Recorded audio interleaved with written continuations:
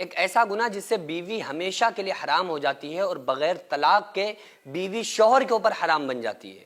یہ میرے پاس ایک کال آئی اور انہوں نے مسئلہ پوچھا ہے، اور واقعی ان صاحب کا نکاح ختم ہو گیا، ہمیشہ کے لیے ان کی بیوی جو ہے ان کے اوپر حرام ہو گئی۔ تو میں ان کا نام لینا نہیں چاہتا ہوں، باہر سے میرے پاس فون آیا، انہوں نے کہا کہ مفتی صاحب ہم جوائنٹ فیملی میں رہتے ہیں، ہم اپنی سسرال میں رہتے ہیں، ہماری جو بیوی ہے وہ اپنے گھر میں ہمارے ساتھ سسر کے ساتھ، یعنی ہماری بیوی اپنے مائکے میں رہتی ہے اور ہم اپنی سسرال میں رہتے ہیں۔ تو 3 سال ان کے نکاح کو ہوئے تھے، اور اس کے بعد ان کی جو ساس تھیں تو وہ بھی، ان کی بھی زیادہ عمر نہیں تھی، زیادہ ایج نہیں تھی، اور یہ ساتھ میں رہتے تھے۔ جو لڑکے کے سسر تھے وہ ان کا انتقال ہو چکا تھا، وہ ساتھ میں نہیں رہتے تھے۔ تو بہرحال گھر میں رہنے والوں کی تعداد کیا تھی؟ لڑکا، اس کی بیوی اور لڑکے کی ساس، یہ 3 لوگ ایک ہی گھر میں رہا کرتے تھے۔ تو وہ لڑکی کی ماں اکیلی رہتی تھی، اس وجہ سے ان کے پاس پراپرٹی تھی، لوگ تھے، تو انہوں نے اپنے داماد کو اپنے ساتھ رکھ لیا۔ تو بہرحال مسئلہ چلتا رہا، کچھ ٹائم کے بعد ہوا کیا کہ وہ لڑکے کا جو لڑکا تھا اس کا اپنی ساس کے ساتھ کسی قسم کا تعلق قائم ہو گیا، استغفر اللہ معاذ اللہ۔ اس آدمی نے، اس شوہر نے اپنی بیوی کے علاوہ اپنی ساس سے، یعنی اپنی ماں، اپنی بیوی کی سگی ماں کے ساتھ غلط کاموں میں وہ شریک ہو گیا۔ غلط کاموں میں شریک سے مطلب یہ کہ وہ اس کے ساتھ تعلقات میں آ گیا اور اس نے اس کے ساتھ زنا کیا۔ یہ بڑا خطرناک مسئلہ ہے، اور اسی کے لیے اسلام نے محرم رشتوں کی جو قدر بتائی ہے وہ اسی وجہ سے بتائی ہے کہ انسان اس طرح کے تھاٹس سے بھی بچ جائے، اس طرح کے خیالات سے بھی بچ جائے۔ کہیں ایسا نہ ہو کہ انسان ذرا سی غلطی کی وجہ سے اپنے نکاح کو ہی ختم کر بیٹھے اور خود کی بیوی کو ہمیشہ کے لیے اپنے اوپر کہیں حرام نہ کر بیٹھے۔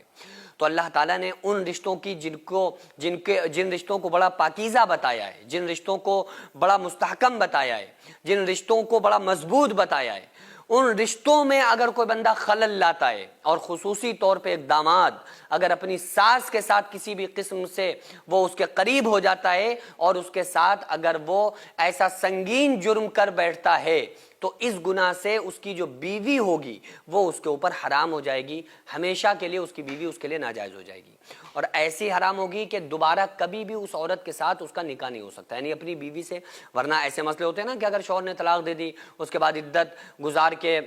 پھر اس کے بعد دوسرے شوہر سے اس نے نکاح کر لیا، پھر اس نے بھی کبھی طلاق دے دی تو یہ اس سے نکاح کر سکتا ہے، لیکن یہ ہمیشہ کے لیے بیوی پھر حرام ہو جاتی ہے، کبھی بھی اس کے ساتھ نکاح میں واپس نہیں آ سکتی۔ تو اللہ تعالیٰ معاف فرمائے یہ اس طرح کی بھی چیزیں، کیونکہ آقا علیہ الصلوۃ والسلام نے کیا ارشاد فرمایا؟ جب تمہارا بچہ 7 سال کا ہو جائے تو اس کو نماز سکھاؤ، جب 10 سال کا ہو جائے تو سختی سے اس کو نماز پڑھواؤ اور اس کا بستر الگ کر دو۔ اسلام نے جو محرم رشتے تھے ان کے ساتھ بھی اتنا زبردست مسئلہ بتایا ہے کہ دیکھو جب بچے بڑے ہو جائیں نا تو ان بچوں کو الگ الگ پھر کر دو، یعنی کہ ایک بستر پہ سلاؤ بھی مت، ایک بستر پر انہیں لیٹاؤ بھی مت، کیونکہ بعض مرتبہ ایسا ہوتا ہے کہ دیکھو جو فکر ہوتی ہے، جو اس پر قبضہ ہوتا ہے شیطان کا، نہیں کتنا بھی انسان، الحمدللہ آج کل 99% لوگ محرم رشتوں کی قدر کرتے ہیں، 99% لوگ کرنے والے ہیں، لیکن وہ جو 1% والے لوگ ہیں شیطان ان کے اوپر اپنا بس چلا دیتا ہے، ان کے دل و دماغ میں نہیں وہ اس قریب پہنچتے ہیں تو دماغ میں وسوسے ڈالنا شروع کر دیتا ہے۔ تو اس لیے خدا کے واسطے خود کو بچاؤ، خود کو سنبھالو، اپنے محرم رشتوں کی قدر کرو۔ ساس کو ماں کا مقام دیا گیا ہے اسلام میں، سسر کو باپ کا رشتہ دیا گیا ہے اسلام میں، ان کی قدر کرو۔ سالی، آقا علیہ الصلوۃ والسلام نے کیا ارشاد فرمایا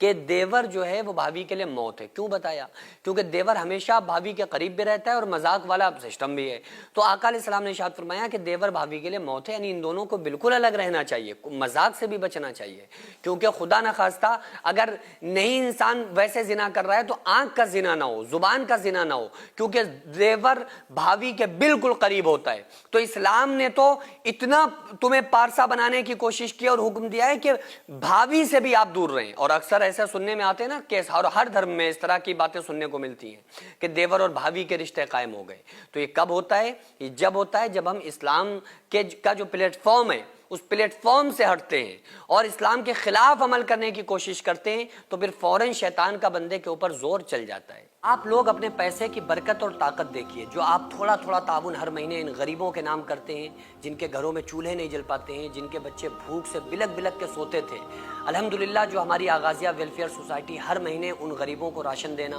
ان بیماروں کا علاج کرانا، یہ تمام کام جو ہماری سوسائٹی کر رہی ہے، اور آپ کی ہوئی مدد سے جو ان غریب گھروں میں کھانا بنتا ہے، تو یہ صرف اللہ کا شکر ادا نہیں کرتے، بلکہ ہم تمام لوگوں کے لیے خوب ساری دعائیں کرتے ہیں۔ تو اس لیے آپ سے گزارش ہے کہ ہر مہینے ان لاچاروں، بیواؤں اور بچوں کے لیے اتنے پیسے ضرور نکالیں کہ جس سے ان کا چولہا بجھ نہ پائے، اور ہمیشہ وہ لوگ کھاتے پیتے رہیں، اور ہم تمام لوگوں کے لیے وہ دعائیں کرتے رہیں۔ تو آپ لوگ اس سلسلے کو جاری رکھیے، آپ اپنے نام سے، اپنے مرحومین کے نام سے ضرور زیادہ سے زیادہ تعاون کریں۔ اسکرین پر آپ کو جو آغازیہ ویلفیئر سوسائٹی کا اکاؤنٹ نمبر اور اسکینر نظر آ رہا ہے، اس کے ذریعے سے آپ لوگ زیادہ سے زیادہ مدد کریں۔